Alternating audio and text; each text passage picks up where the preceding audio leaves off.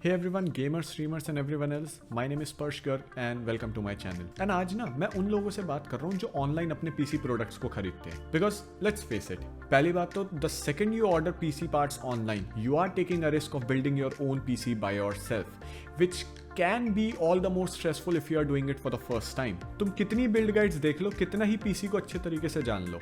There are things that even the best PC build guides just cannot make you ready for. Take cable management for an example. भाई यार हर एक case की, हर एक product की अलग होती है.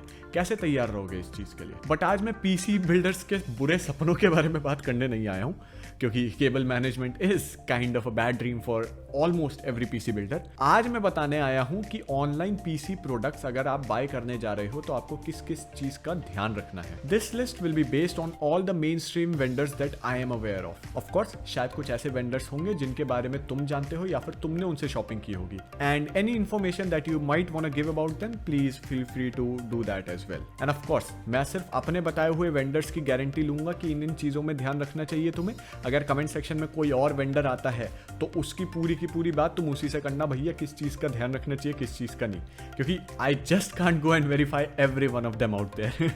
ये ह्यूमन लेवल पे तो कम से कम पॉसिबल नहीं है. इस चीज पे इंडियन गेमर ने पहले से ही एक बहुत अच्छी वीडियो बना रखी है.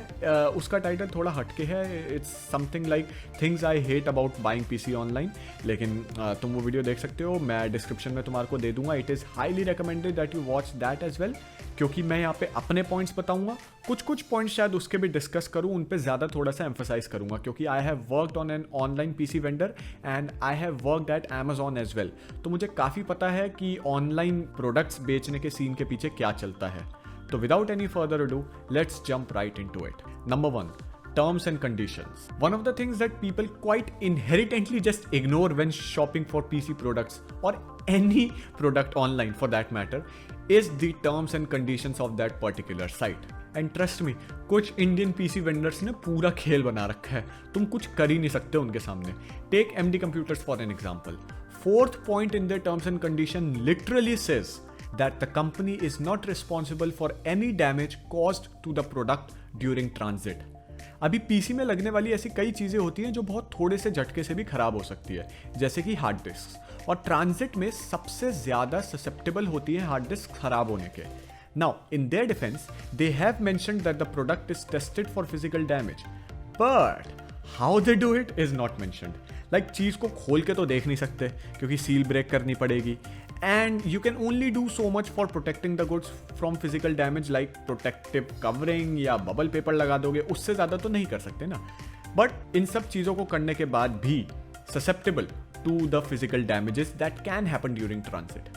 Now ऐसा नहीं है कि प्रोडक्ट खराब ही आएगा, बट गाइस मेरा काम तुम्हें सिर्फ एक रिस्क के बारे में बताना है, so that you can consider every aspect before buying shit that can be very very expensive.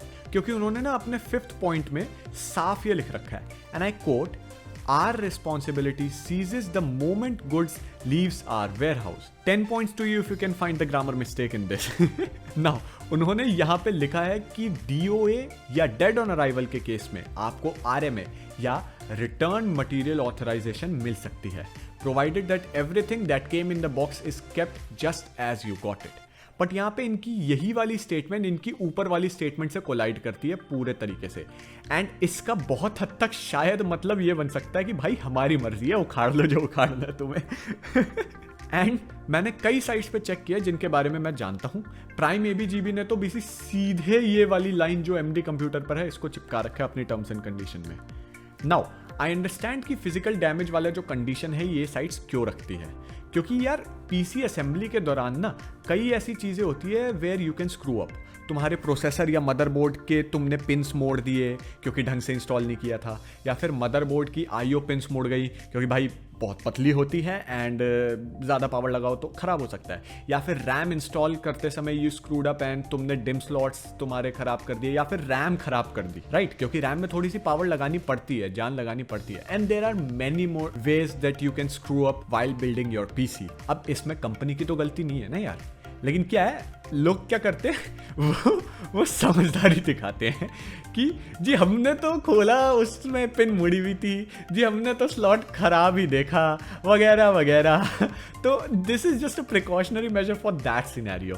वरना हर रोज कंपनियों के पास कॉल आए पड़ेंगे, भैया जो हमने भैया ये स्क्रू अप कर दिया, वो कोई भी कस्टमर ये थोड़ी ना बताएगा हमने ये खराब कर दिया, वो तो भैया ये तो खराब ही आया था। कंपनियां पढ़ती नहीं है इस चक्कर में, वो सीधे बोलती है भैया हमारी रिस्पॉन्सिबिलिटी खत्म, जैसे निकलता फिजिकल डैमेज का हमारा कोई भी रिस्पॉन्सिबिलिटी नहीं है। एंड मैं मान ली इस चीज को कि ये करना भी शायद उनकी मजबूरी है, but come on guys, there must be a better way to do this. मुझे मेल भेजो, डिस्क्रिप्शन में बिजनेस मेल है, I have a way, trust me. शायद उतना अच्छा ना हो, but like you can work on them.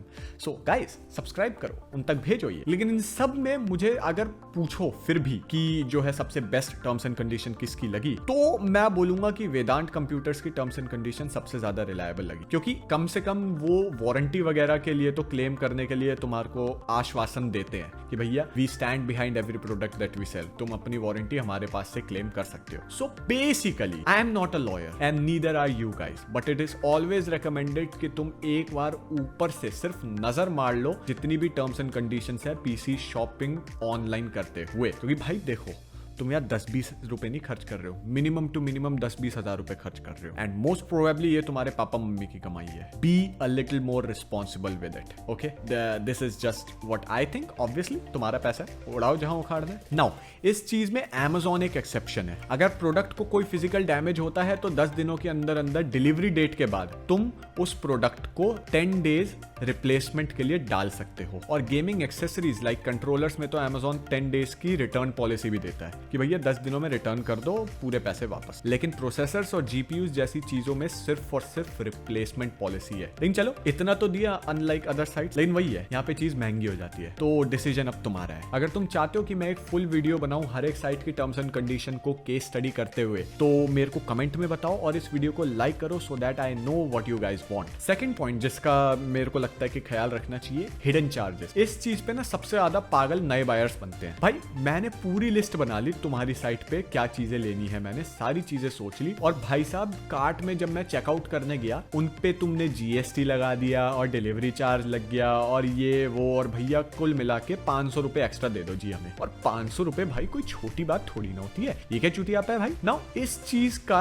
एक डिफेंस ये हो सकता है उनकी तरफ से, साइट्स की तरफ से, कि भैया अगर हम हर चीज पर प्राइस सारा कैलकुलेट करके फाइनल प्राइस शुरुआत में ही दे देंगे तो आपको हर एक चीज का डिलीवरी चार्ज भी देना पड़ेगा। टेक्निकली तुम्हारे को अगर फाइनल प्राइस दे दिया तो उसमें भी डिलीवरी चार्ज लगा है। समझ लो तुमने कोई दूसरी चीज मंगाई, कीबोर्ड मंगाया, उसका ओरिजिनल प्राइस 200 रुपए है, उन्होंने 250 रुपए बता रखा है डिलीवरी चार्ज के साथ, राइट? एक साथ में माउस मंगाया, उसका प्राइस 300 रुपए, डिलीवरी चार्ज के साथ अगर देखे तो 350 रुपए हो गया। कुल मिला के अब तुम्हारे को 600 रुपए देने पड़ गए ना। ये उनका डिफेंस हो सकता है अपनी तरफ से, फेयर इनफ। लेकिन भाई जब तुम्हारा एल्गोरिदम एंडिंग में कैलकुलेट करके प्राइस बढ़ा सकता है ना, तो आई थिंक थोड़ी सी मेहनत और कर लोगे तो प्राइस को घटाया भी जा सकता है। एंड सोचो कंज्यूमर ने जब 10,000 की लिस्ट बनाई और एंडिंग में जाकर देखा उसने कि उसे सिर्फ 9,500 रुपए या 9,000 रुपए देने पड़ रहे हैं, तो उसे कितनी खुशी होगी। तो ये वाले पॉइंट में तो मुझे जान सही बताऊं तो लगती नहीं, राइट? और Amazon और फ्लिपकार्ट जैसी साइट्स पर तुम्हारे को ये चीजें देखने को नहीं मिलती है, लेकिन बार बार वही वहां पर महंगी हो जाती है चीज, जो इन साइट्स के साथ प्रॉब्लम हो सकती है, जिसके बारे में मैंने अभी अभी डिस्कस किया। दूसरी चीज, कुछ साइट्स तो ऐसी होती है जो भैया पहले तुमसे पूरा रजिस्टर कराएंगी, एड्रेस वगैरह भरवाएंगी, और फिर जब तुम्हारा ईमेल मिल जाएगा ना फ्यूचर मार्केटिंग के लिए,